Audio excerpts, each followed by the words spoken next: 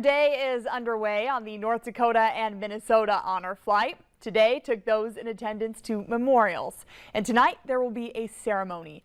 Valley News Team's Gabriel Osler joins us live tonight from Washington, D.C. with the honor flight. Gabriel, how's it going? Oh, thanks for asking, Court. It has been really just a tremendous experience overall. We are just catching our breath right now because, like you mentioned, there was tons of memorials and other exciting things that happened today. One of the most moving and impactful stops that we made was at the Vietnam Wall. We actually caught up with a couple brothers-in-law who were on our original flight in our tour group. They served in Vietnam, not together, because one was in the Air Force and one in the Army. But Jim in the Army says that when he was discharged, he forgot to continue to take his malaria medication for the 30 days that's necessary for you to do so after you leave a jungle environment. And he ended up actually getting malaria as a result. That was an experience. That was at my future bride's family home. And I missed it.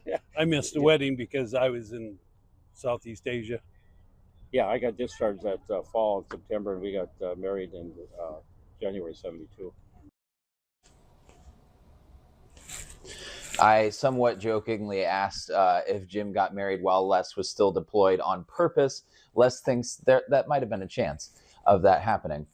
Their families actually just celebrated what they call a combined 150-year anniversary. That's 3 different couples that all got married in that same sort of span around 1972. And so combined now they have hit over 150 years as wedded couples. So really touching stuff to come out of the honor flight. We also had a little bit more emotionally wrenching testimony that came from some of the veterans. That's something that's going to be featured in my colleague Alex Larson's package later on this evening, but also a good time to highlight that there are some positives and some light to be found in some of that past dark.